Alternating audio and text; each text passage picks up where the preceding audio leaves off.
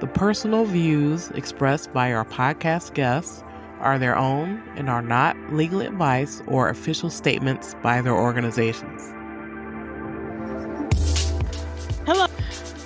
Hello, my name is Debbie Reynolds. They call me the Data Diva.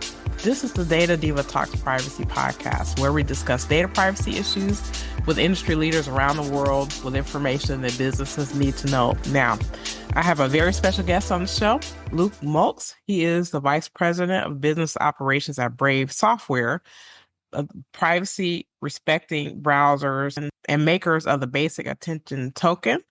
He is also the host of the Brave Technologist podcast. Welcome. Thanks for having me on. Been looking forward to this. This is great. I've been a fan of Brave for many, many years. I know Johnny Ryan when he was with Brave many, many years ago. And so I really champion what you all are doing. And I'm really happy that we all got a chance to connect. But I want you to be able to introduce yourself, let people know who you are and what you're doing and how you came to your position at Brave. Yeah, no, it's great. And before I jump in, I love Johnny Ryan too. Worked really closely with him when he was here at Brave, and especially on a bunch of the work he did with the regulators in the EU around GDPR and all of that. Great guy. So I started working with Brave in March of 2016, so it's very, very early days. And came on full time later that year.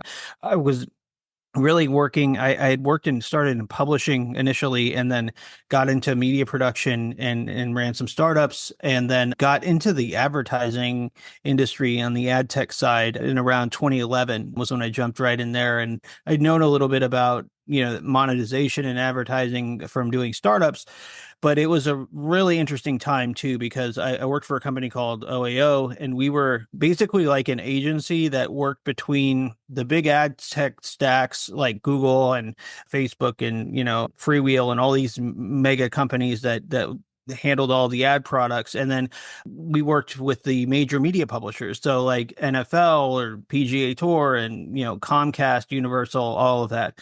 And basically these companies were huge and they used advertising to monetize a lot of their business. But what you'd find in these places is that their developers really just liked working on development of their product and didn't really like the ad tech stuff very much. So our company basically plugged all the holes and got all the money flowing with the ad products, which meant that from my point of view, as a director of ad products there, I worked on all the ad products, right? So we worked on behalf of the ad tech companies and then on behalf of the publishers too. So you really get to see the whole spectrum of everything. And at the time, it was just bananas because it was when Google and Facebook really started to put programmatic advertising everywhere. And advertising really used to be, when I started there, advertising was more like, okay, your property is this, or you're the NFL, right? Like the NFL, people are going to your site. We're going to cater ads to your website. And we would do a lot of work like that. But what started to happen with Google and Facebook taking more and more of the market is they started saying, well, we're going to focus less on targeting the property and more on targeting the people. And so they started to do this audience targeting. And that's when you really started to see the data collection part get bigger and bigger, because these ads went from being served to an individual domain to targeting these cohorts of users everywhere they went. So they had to be able to collect data everywhere you went. And it was really from 2011 to 2016 was really when this stuff proliferated and got really huge. And you saw Google taking more and more and more of the advertising ecosystem under their wing, and everything kind of working within that sphere. And so I was in a position where I kind of was not feeling very good about what we were doing anymore, because it was just the volume. I think people really underestimate the scale of the data collection and how much of it there is. And now, if you look back, how long it's been going on, the stuff I started working on in 2011, I mean, that was over 10 years ago, right? Now, and you've got over a decade's worth of data on people, on everything that they browse. And the stuff companies say that they do certain things, but you can't really trust because I can't tell you where the data stops, right? Like because once something is collected, a lot of these services will have a different ID that they associate to you, and then they copy that stuff. So even if the original collection piece is gone,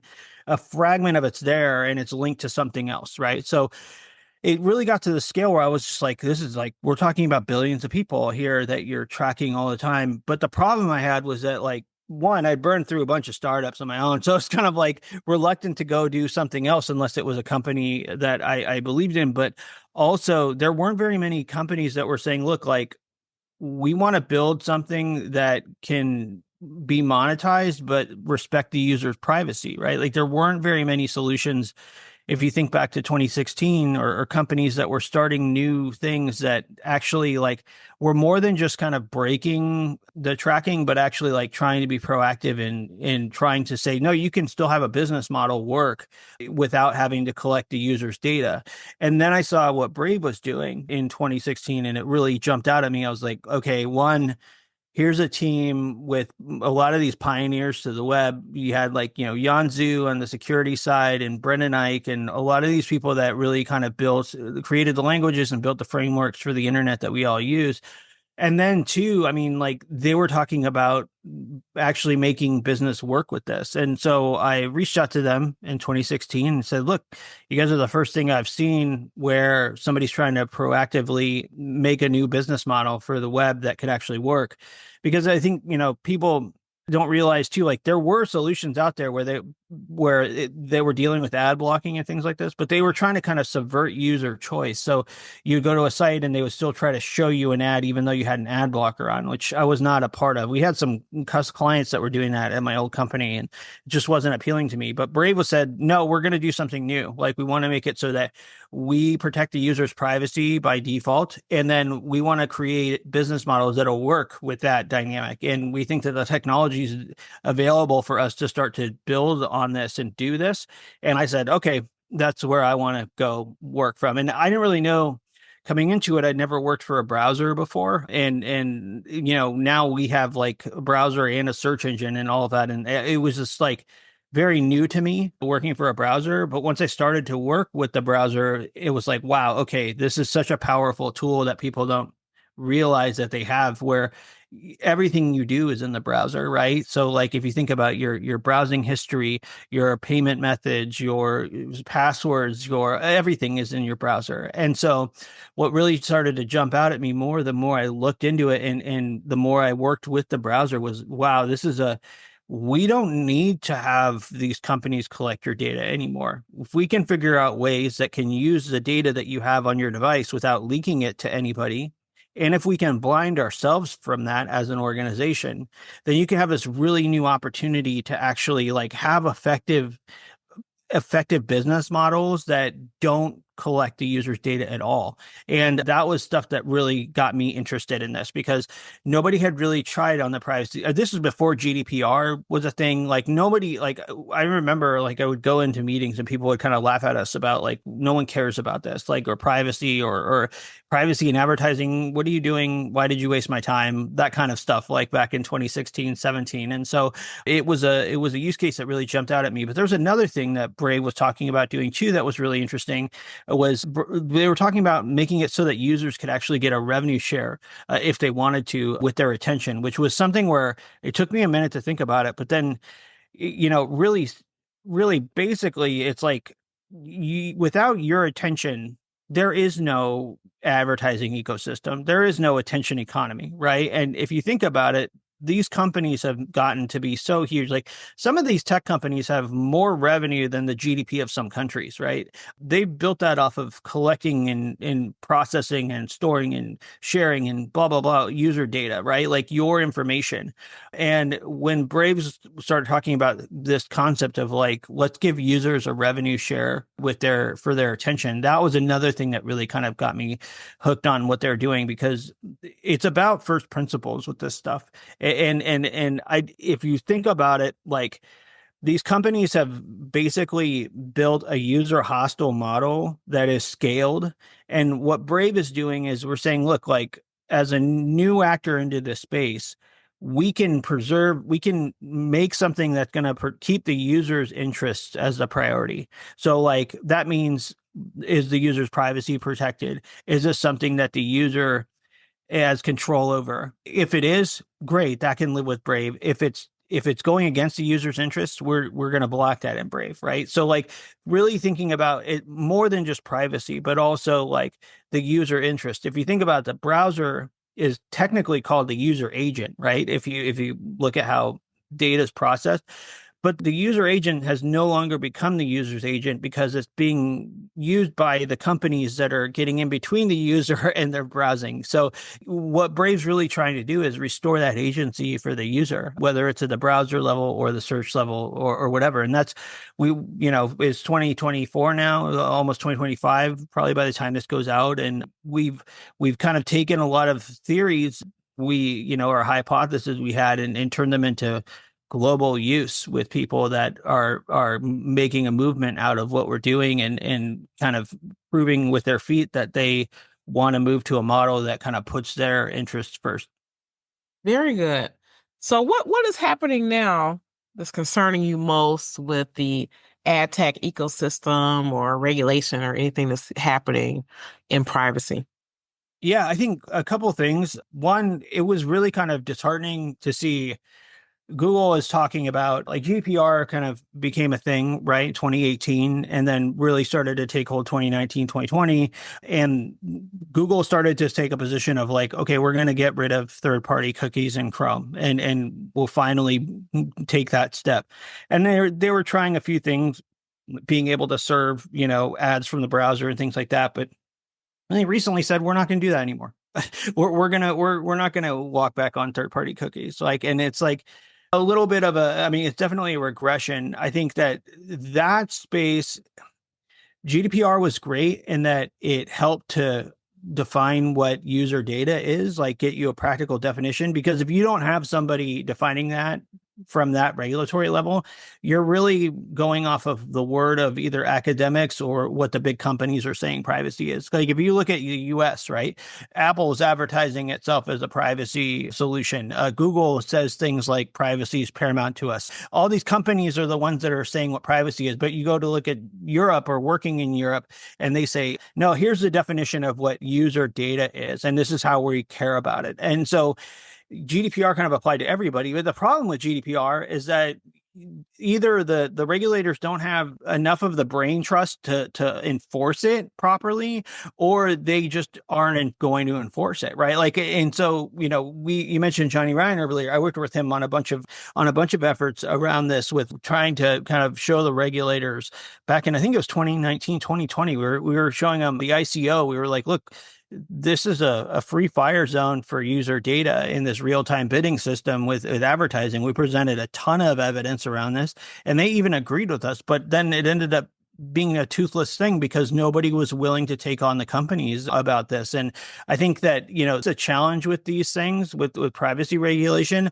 The real thing that I'm kind of getting concerned about is, you've seen some great moves. Like we've been able to grow to, 80 million monthly active users and 30 million daily active users globally, right? Like that's like a lot of people that are saying we want to have we're going to move to a privacy preserving solution. But then you look at like Proton's got 50 to 100 million users. You see other companies that are building privacy tools that are getting adoption. Now Signal is another great example, like a ton of people using it, right? And so that's great. The area I'm looking at right now is a lot around financial privacy, around financial transactions. And there's been some recent events where governments have kind of gone after people building privacy tools for helping people to have privacy transactions. And I'm seeing things like, I take my kids to Yogurtland, right? And they say cash not accepted here anymore. And it's like, we need to have a transaction medium that gives you that kind of cash level privacy anonymity that's digital. And, there's Zcash, which is great, but I'm getting pretty concerned now that you're seeing a lot of this cashless system kind of showing up, and you're seeing, not a lot of good solutions that have parity with what you can do with cash. And people are starting to kind of cave on these things and say, well, you can't just let anybody have financial transactions with privacy because you'll be supporting crime or whatever, like kind of scapegoats. And I think it's an area where we have to be like really vigilant. But I'm really excited about the tooling that's out there now, like with privacy in general. I think you're starting to get more and more people turned on to how this is important. I think, unfortunately, it's one of those things where so many people get impacted by things like data breaches and start to see kind of the dark side of what happens when companies have so much of your data. It's something you didn't used to see as often at all. And so I think that some of that kind of creeping in, and then just the sheer volume of data that is out there, I think people are starting to kind of wake up to the fact. But also just, I mean, candidly, right? Like there are some real benefits to having privacy preserving software. Like we get a lot of users on Brave by saying like, look, if you want to watch YouTube without ads or have like, a faster browsing experience or have less data consumption, right? Like all these things that are the ad tech ecosystem really weighs your device down by trying to run things all the time that are trying to collect your data. So by having these privacy tools, not only you have better privacy, but also you have faster load time. A recipe website actually looks like a recipe. It doesn't look like 500 things being sold between the steps, right? Like where you're really struggling to fight the ads to get to the content you want. And so I think that there's a mix of things happening where the industry is almost eating itself in a way, while the tooling is getting better and it's getting more usable. And I think that's been a real problem in the past, has been that there have been good tools out there, but they break so much of the web that you can't really recommend them to people because their bank website won't work or whatever. And people don't want to have to use more than one thing for something. We're competing with technology that's saying, hey, you can just scan your palm at Whole Foods and pay for your groceries. Like that's where it's got to be that convenient, and now we're kind of getting to the point where stuff's starting to get that easy, which I'm super excited about. I mean, I think there's a lot of negative things that people can get worked up about, but I think that the positives are just, you're starting to see the market move towards privacy, like almost at every level. And it's going to be up to more companies to really take an aggressive push on this. And I think that a lot of them are going to have to be new companies, because a lot of these big companies are kind of stuck. They can't put the toothpaste back in the tube, to say, so to speak, where, they have like if you think about Google is a publicly traded company, right? Like they have been convincing shareholders for years that their advertising model is the best and it's worth the premium. They can't all of a sudden say, hey, look, this thing we've been doing is not really great for privacy at all, because they'll get sued by their shareholders, right? They're kind of stuck in this dilemma. And they also just have got this whole ecosystem, that house of cards that they've helped build, and they can't go negative on that, or the whole house of cards falls down and they don't do so well. So I think that it's one of those things where you really have to take some pioneering chances with new companies, and those new companies have to be forced to build stuff that's easy to use. So I'm pretty excited about that. Yeah, I know it's a really long-winded answer. No, that's fine. Yeah, so I want your thoughts about the shift that you're talking about. I want to dig a little bit deeper on that. And so this is kind of my feeling. So I know that a lot of organizations, especially the big incumbents, they are kind of anti-regulation, or only want regulation that benefits them, right? But I think we've gone beyond regulation. Isn't the only thing that companies need to worry about. They need to worry about what their consumers want. Because I do see people who maybe I never thought cared about privacy, them switching to different companies because they say, I don't like the way this company handled my data, right? So I am seeing people start to move and make decisions with their money. Just like the thing about the cashless, I've seen people walk out of places. They're like, well, I don't want to use my credit card. I don't want to be tracked. If I can't use cash, I don't want to like patronize this company. But I just want your thoughts. What is your feeling there? Yeah, I think you're starting to see a movement on these things. I think that a lot of it's going to come down to adoption still, of like, okay, I mean, it's hard, right? Like these companies, these incumbents with regulation, like a lot of them, they can either fight it out for years in court. They can drag it out. I mean, like that's one of the negative things about these tech companies. They're so huge, is they can spend years litigating over these privacy things for ultimately what ends up being a fine that they can by the time the process is over, they've made that, multiples of what the fine is. They're not worried about it, right? And so I think there's this idea of regulatory capture where they kind of work too closely in some circumstances, or you end up with toothless regulation too, where it's like, okay, yeah, like it is good to know that this website is going to have 250 companies tracking my information. Like, but like, what does that do for the user? Like, I think we need to have better tooling and more of it, or just more adoption of the tooling that's out there. And so I think that some of this is just not going to be solved by regulators. Like, and this is a global ecosystem that we're in on the web. And I think that where you start to run into problems with regulation too is one, like there's been, I mean, we're pretty active in the cryptocurrency area of the spectrum where you've had a really kind of strong arm regulatory environment where it hasn't been very clear. Like GDPR is very clear. Like people might hate on GDPR, but like at least GDPR tells you what the thing is. Like it gives you a framework to work in. If you look at something like cryptocurrency, like they're working off of regulations that are like 100 years old, right? Like where they're like, oh, this was a judge ruling from like on orange plantations or something like that with securities law from like 100 years ago, and we're applying that to cryptocurrency in 2024. It's insane. But anyway, like it's a much different environment. So I think that with regulation, it's helpful, but you can't over regulate it. And when there's new technology too, you really have to like look at it from a perspective of letting the market get fit before you start to regulate it, because otherwise you're not going to be able to innovate at all, because you're going to be held back. Like that's one thing we've seen with the cryptocurrency side. Like I've seen businesses just go under because they can't afford to have the legal representation, and then the legal representation tells them, hey, you can't do this, this, or this, and then all of a sudden you're having to shut out the US or North America or Western countries from being able to use this thing because they're too afraid of getting some enforcement action against them. And one of the difficult things with the regulatory side is that they were doing a sole selective enforcement thing where they were going after companies of a certain size that they know would settle, because they wouldn't want it to get settled by the judge. They would want to make sure that they weren't establishing new precedents. So it was very complicated. I think that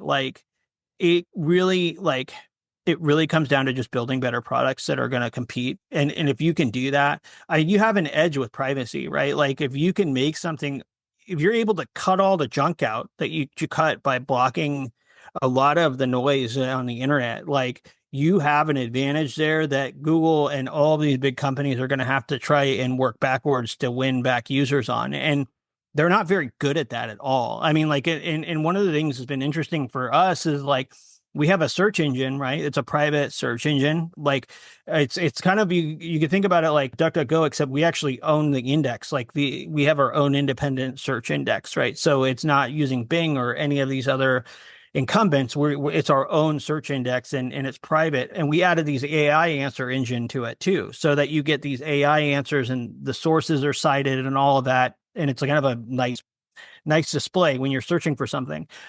Google and Bing are trying to do this, but they keep having all these issues where like they're telling people to put screws on the top of their pizza and like all these weird kind of misfires on the AI side. So even the incumbents are not always, just because you're in big tech doesn't mean that you're going to put out the best thing.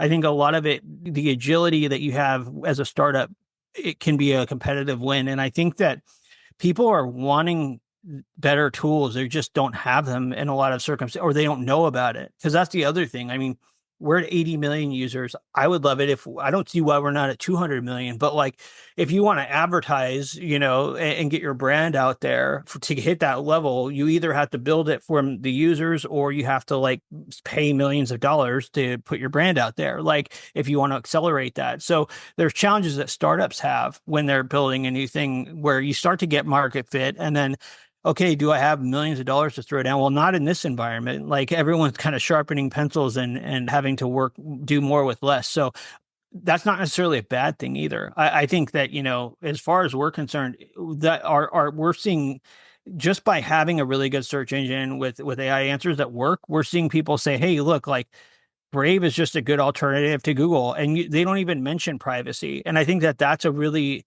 if we can do that, like that was one of the most satisfying things I saw, because like it was like we didn't say privacy once. They just liked what we were doing, and what we did was just private by default anyway. Like that's where you got to be. You got to be in that place where it's just usable. It's as easy as Venmo, but has privacy with it, right? Or it's as easy. And I think that we're getting close, but we're not quite there yet with everything. And I think that it's also kind of tricky to navigate in the privacy space, because you have like these different cohorts of people that are into privacy, right? Like privacy isn't an absolute. You don't have like all or nothing, but there it can be difficult in this space sometimes when certain hardcore people in this space that are like the people that are like, okay, I'm totally locked down on everything to the point of where like I'm acting as if a state actor is chasing me down. Those people get like really critical of certain privacy products because they're not as private as what they're doing, but they're just not acknowledging the trade-offs. And I think that like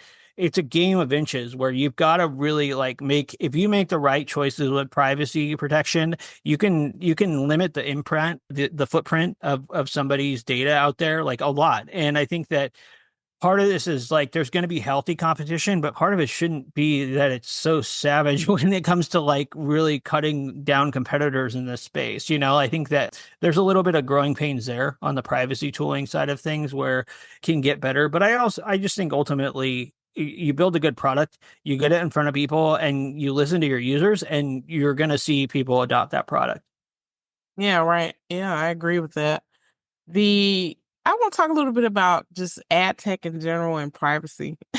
Yeah. And maybe talk about kind of how we got off the rails. Because I remember the early internet, and I remember how, as you were saying, it was like you had a website, you had a product, people came to your property, they got to see your stuff as opposed to you targeting the person. And we're seeing a lot of problems in privacy and cyber because of the over collection of data and that monetization and the fact that you sort of lose control of that data. And so I like the fact that you're saying by default you're doing things in a more privacy preserving way because it really reduces the footprint of that person, I guess, the stuff that actually gets out about them. But I want your thoughts on that.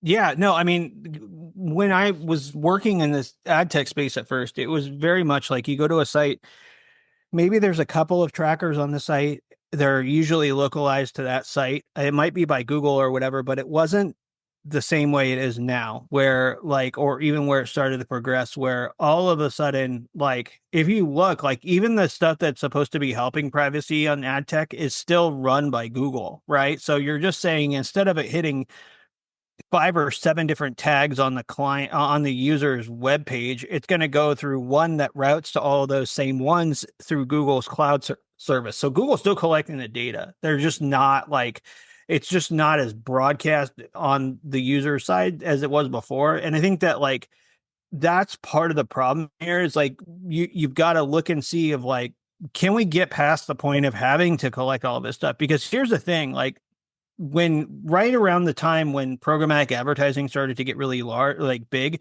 was also that time when Snowden started doing all of that, giving us revelations about what the governments were doing and how the governments were kind of plugging into big tech and kind of subverting it that way. And then you have a mix of the governments doing that where they were kind of like, sticking a hose in the pipe and collecting the data that the big tech companies were doing.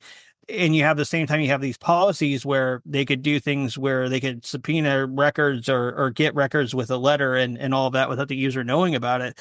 But then what you started to see happening after the Snowden revelations is like this whole idea of business intelligence as a business sector started to pop up, and you started seeing data warehouses, and you started to see programmatic advertising all kind of kicking up. And the government just started saying, look, like we got busted. They saw us with the sad face drawing, where someone showed how they cleverly got through Google.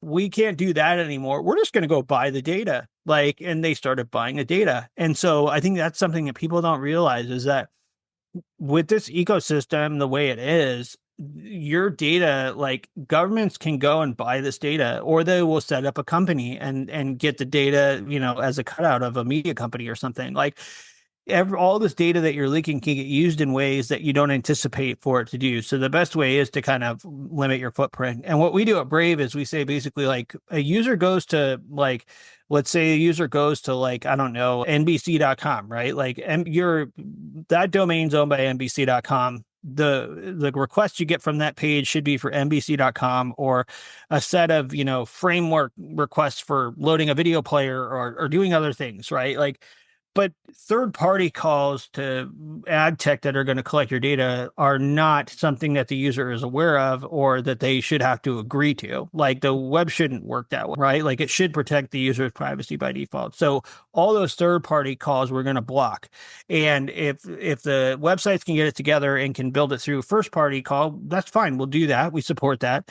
But we're going to take this stand because user first environment, the user is going to be the one saying yes or no to things, and you shouldn't collect their data by default. It's like that simple, or let third parties do it. And so we're not against users giving data to companies. Like we're for it if the user knows what they're doing. Like you can get like we run ad campaigns with Brave where like an advertiser can or a brand can get an email address from somebody. Like the user's got to give it to them though. Like, and once they give it to them, they can have that relationship. But you want to make sure that the relationships are the users are the ones that are driving those relationships, right? Like, and that's really where this dynamic shift happens. And I think that ad tech has completely built a system that works in the opposite way, where, they've somehow kind of psyop the world into thinking that in order to have a free web, you have to surrender your privacy, which is a joke. Like, I mean, you can't.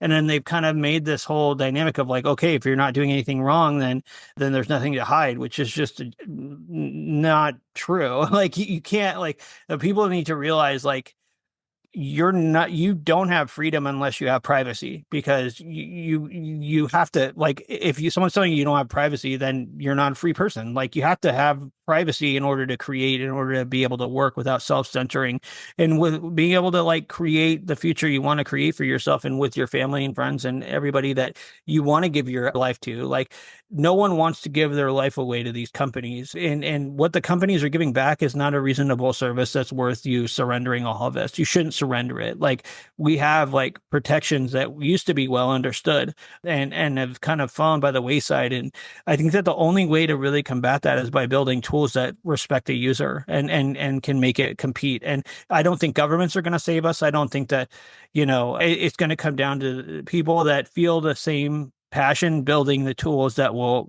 give people the freedom that they've been losing, basically. I agree with that 100%. Right. Because I think a lot of times I have lots of friends who I don't work in regulation. So I have friends who work in regulation. Nothing wrong with regulation. But I feel like some people think like if we can just get regulations like Mount Everest and we get to that peak and then everything else like solves itself. And I'm like, well, that's only part of the puzzle. It's like a lot more. So we have to think about what that means and those other things that we have to do. So I think that's really important. And you can have all the regulations in the world, but if companies aren't going to respect those because the regulators aren't going to enforce it, then okay, great, we passed this regulation, but like it's meaningless if they don't do anything about it. And I think that's been a problem is that you get a couple cases here or there where they make a headline with a big fine, but like really nothing changes. And I think that a lot of times too, the remedies aren't really that great. Like, there's been a double-edged sword with this, like with GDPR, and that like people have really grown to hate cookie consent dialogue as a result, and if you go to Europe and you browse the web, it's bad. I mean, like, so in one side of it, it's great that you're aware of these things and that you've got pieces of this where, the right to be forgotten is fantastic. Like there's a lot of good things that the GDPR brought, but like, a cookie consent dialogue is not the answer to the problem. Like it really kind of just dances around the fact that like we have to re-architect the way that these relationships are with businesses and people and really kind of put more respect to the user. So I mean, we're starting to see things move in that direction. I'm excited about that. I think that, there's also this stuff with antitrust right now that's been really interesting, and we've seen some things happen in Europe, especially that have come out around these remedies and rulings where these companies are forced to bring more choice to the market. And when that happens, we see big uplifts. I think we saw a 30% increase in some of these countries just by presenting the user with a choice, and it really kind of shows you how much of the market's been bought by these companies in one way or another. Wow. Well, you hit on one thing that I would love to talk about. It's Yeah. one of my favorite topics that I really get to chat about, and that is the relationship between privacy and competition or antitrust. Yeah. I was interviewed for Bloomberg many years ago, and I was doing this article with the antitrust lawyer, and I was telling him about the relationship between privacy and antitrust. And he literally didn't believe. I was like, it is connected.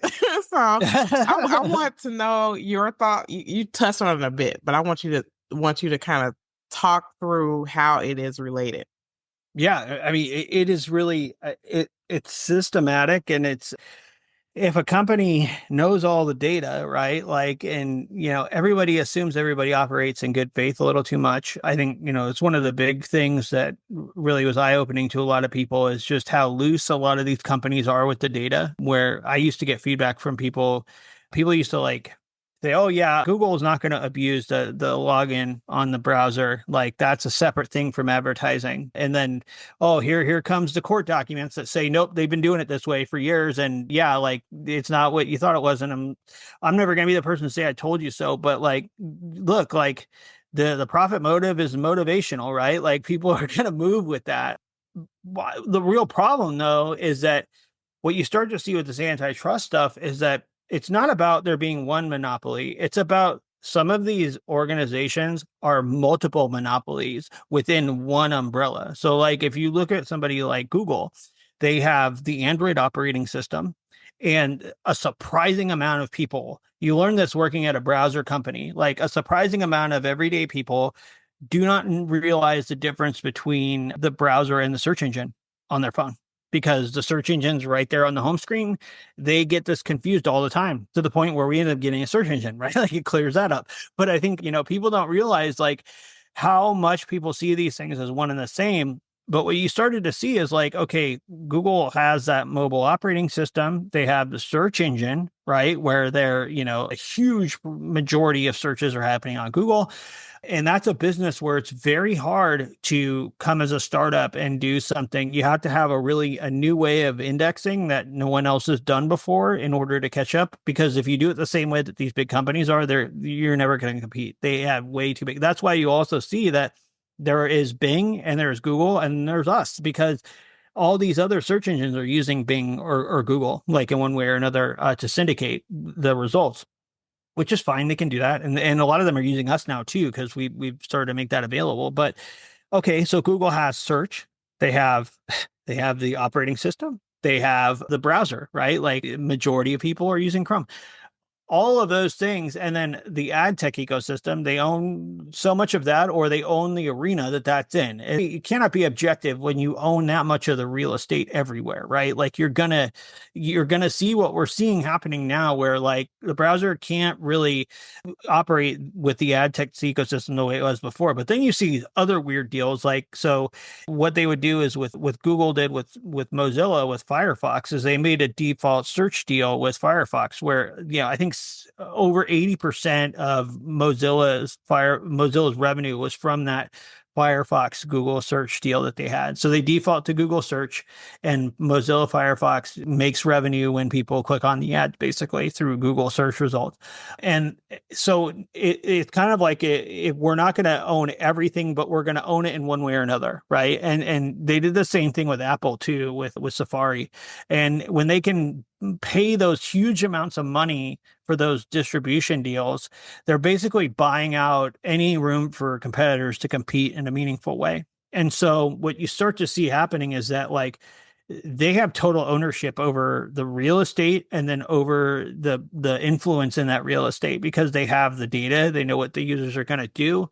They own the house, they own the foundation for the house, they own the pipes, they own the flow of water through the pipes. It just starts to look like everything. And I think that what you're starting to see, or what we're seeing at least, like, is when you open up the exposure and show people that there are other options, people start to gravitate to those options. And I think that's what's been scary to these incumbents, is that they haven't had to deal with this before in the same way. Like, if we can go in and say, look, like, you can have the equivalent of a YouTube premium subscription for free just by using our browser, people move toward that, like, because people are getting hosed. Like, okay, like, how often are these things going up in price while your data is getting, fire hosed out to everybody, right? Like using YouTube is just really difficult these days because it's just so many ads. They're just putting their finger on the scale too much. And the longer they do that, the more people are going to just be reluctant or ready to move to something else. And I think that's where we're at now. Like, we're at that place now where people want to move, and it's like they're so starved for other options that people just are so blinded to how bad things are that, like, I used to tell people this. I would say, like, go try out Brave for a week and then go back to Chrome for another week and see what you're missing. Like, you don't realize how bad it's gotten because you're just so accustomed to how bad it is. Like, why do these sites take so long to load? Like, it should be faster than this. The technology is better. It's just that these systems are allowed to kind of keep doing what they're doing. There's no incentive for them to stop. And so if they're not going to build room for incentives to come in, then competition is just going to come in and clean house. And that's what we're trying to do, with what we're doing, is just to kind of show the market that there are better options that you can use. Absolutely. That's amazing. Thank you for sharing that. Yeah. I want you to clear something up. And this, I've done a video about this. I've talked about this several times, and it's about global privacy control. Uh-huh. So we see some states in the US that have passed regulations saying that the companies should be using global privacy control. And I guess the frustration is people don't, first of all, global privacy control isn't global, right? So when a normal Right. person hears that, that's what they think it means, but it doesn't. So I want you to tell me what is global privacy control and what it isn't. Yeah, it's kind of it's like some of these other efforts. Like, there was a do not track effort where users would say, okay, if you opt into this, then we're going to send a flag that says, okay, do not track this user. And you kind of are hoping that companies respect that. Global privacy control is a similar thing. It's a newer version where basically a bunch of people are going to send a global privacy control flag with requests. And if companies are observing it, then they will respect the global privacy control and not track the user in the same way. The problem with these things is that you're still relying on actors that are monetizing a data to behave well. And sometimes it's not even that they're being malicious. It's just that they don't know. Like, I think that's part of, coming from the ad tech space. Like, it's not that people are knowingly, like, abusive of users' privacy. It's just that they don't know that what this stuff does, even if they're working in it, right? Where you're like, if you're a publisher and you're not forced to have to learn something, like, they're probably not going to respect the thing, even if it's there. Like, it's unfortunate, but, like, you're looking at organizations that have had to reduce staff, that have had to, like, do more with less. They don't have time to learn all of these things necessarily. Some will, and that's great, but it's not getting to the root of the problem in the same way. And I think that, these efforts are nice to haves, but they're not going to solve the problem, right? Solving the problem is building a better tool, like, is going to solve the problem. These other things are great when people respect them, but just like you said, they're not global. It's fancy language, right? Like, it sounds bigger than it is. And, if we're having to have state by state, the internet doesn't work that way, right? Like, there's ways you can restrict stuff, but, like, okay, like, again, it's not as meaningful as it could be if you just had something that was just going to build it to where it doesn't have to.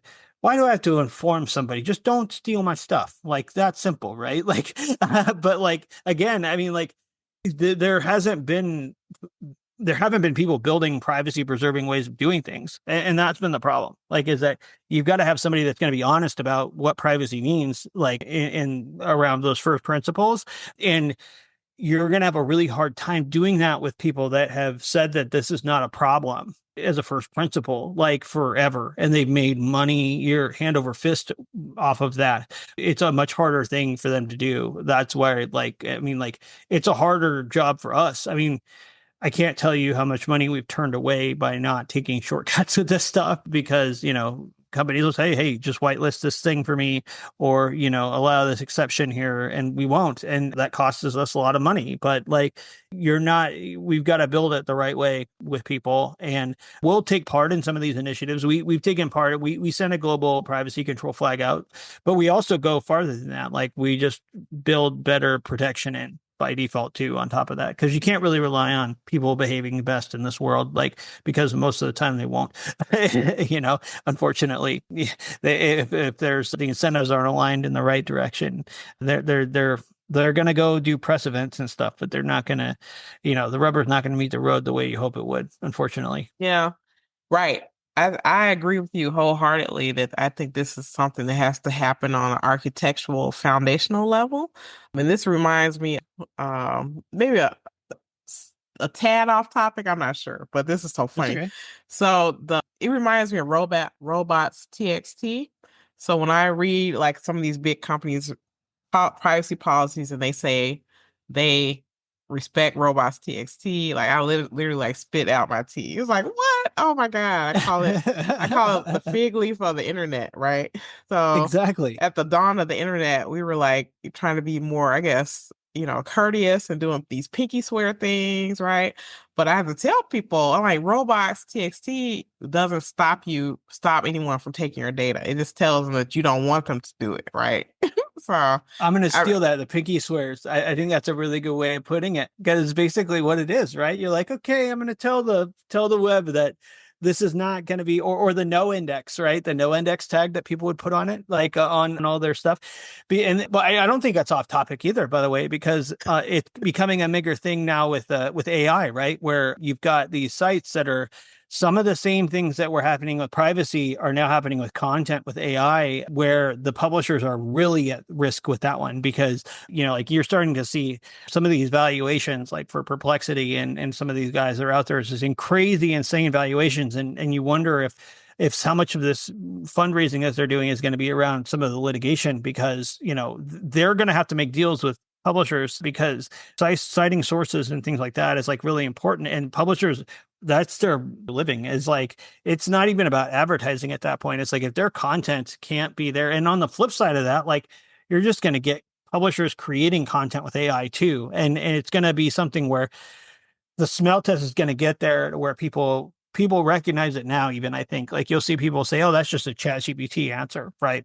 To something where people were really afraid of, oh, everything's going to be bots. And the humans are really savvy with this stuff. Like they know they get a sense of when something's real or not after it's been out there for long enough. But I think yeah, the pinky swear thing, it's real. Like, and unfortunately, like they've broken their promise so many times that you can't rely on that as your safeguard anymore. And well-intentioned beginnings are well-intentioned beginnings, but you have to have, some better measure in place to make sure that you're not like doing that. And there are like, we do a good job of like breaking the third party stuff, but there are like people that want even stronger privacy protection than what we give. And users should be able to put that on too. Like, I think, it's one of those things where there's different comfort levels that people have, and you really got to try to take the biggest win possible for a reasonable expectation, right? Like I go to Google, even on Google, right? I go to google.com and make a search.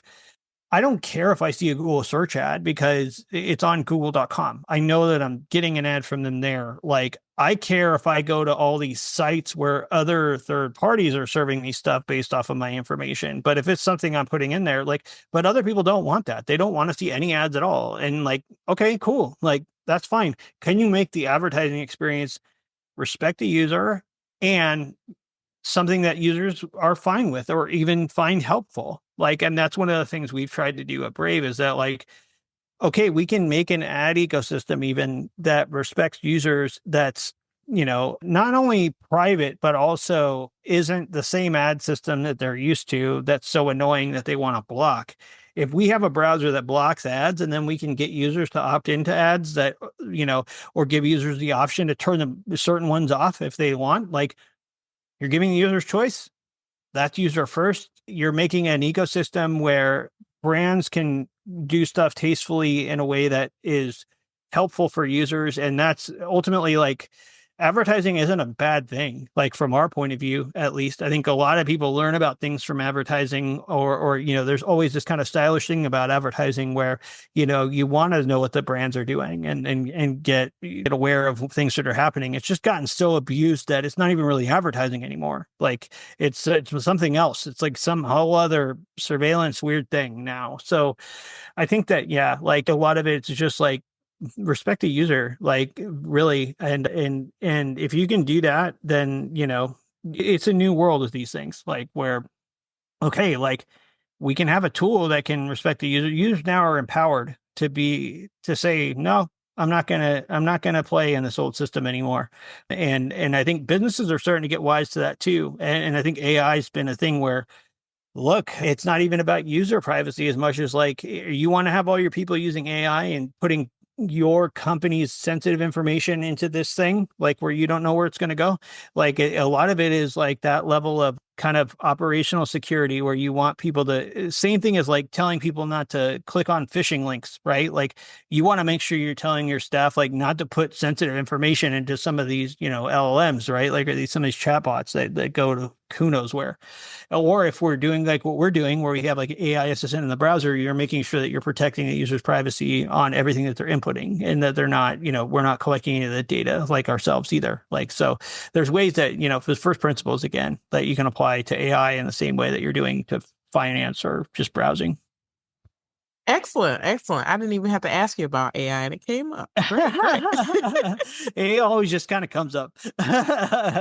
Well, if it were the world according to you, Luke, and we did everything you said, what would be your wish for privacy anywhere in the world, whether that be regulation, human behavior, or technology?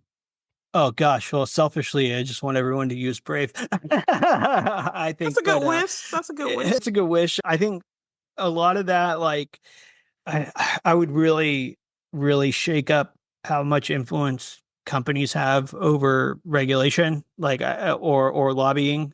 I think a lot of the, and this probably deviates off topic, but whatever, I'll go there anyway. Whether you're talking about things like election reform or privacy or AI or whatever, money is a corrupting factor with these things. If you can put better rules around the money, you don't have to overhaul a system. Like you can upgrade a system by adjusting. Well, okay, like for example, if you're running for Congress in a district, right? Like, well, that person you're running against could get money from donors from all other states and even outside the country in some cases. Like, how is that working towards the voters in that district, right? That's working against them, right? Like you don't need to overhaul the whole system. You just need to say, okay, you're going to run in that district. We're going to raise money from that district and not accept money outside that district, right? Like then you're you're motivated to govern for the people you're representing versus like outside influences, right? And I think that privacy, it's the same rule there. Like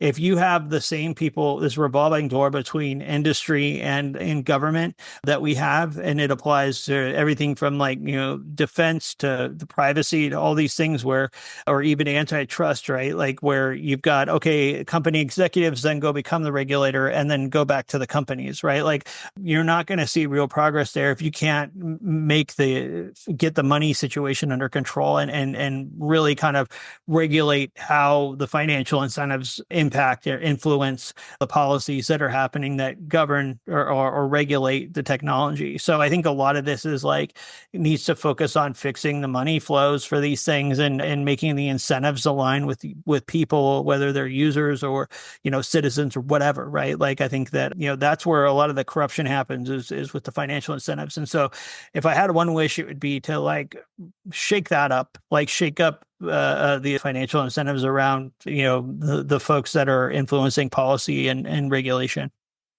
That's certainly a good wish. That's certainly a good wish. Actually, I saw an article recently. It was like an op-ed, and it was in a Connecticut newspaper, and it was supposedly, I'm doing air quotes, supposedly of a Connecticut small business owner, and they were giving all the reasons why they were against like privacy regulation. And you could tell it was like a veiled letter from like a data broker, because some of the stuff they were talking about was like, oh, well, in these couple of states they're doing this. I'm like, typical small business owners probably can't tell you how many states have privacy law. You know what I'm saying? Right. So you could right. tell that it was like a lobbyist, wink, wink, that had written this thing. That's problematic, because you're basically trying to influence someone against something that's really in their best interest, right? Mm-hmm. Yep. Totally. These games happen all over the place. They happen on ballots measures. They happen in the press. And I mean, there was a point too where I think it was this guy at the Internet Advertising Bureau, the president of it at one point, was trying to say that having an ad blocker is the same as like, robbing a store or something like that, where they're trying to equate that as criminal behavior. And it's like, no, it's not. There's precedent saying users can control their software. So no, but these things get really wacky or skewed. And yeah, I have a hard time believing that small business owners are focused on their survival, right? Like if you look at the odds, 9 out of 10 startups fail in the first year. So they're much more concerned with making a viable product or service for the market than they are about every nuanced thing with regulation, right? You have to make the regulation work with the technology at the fundamental level, because it's the same thing with you. I'm a parent. I have 2 kids. Like there's a busy schedule in the day. Like I only have so much bandwidth to process things, right? Like that's why like you have to really build this in at the tooling at that level. You can't.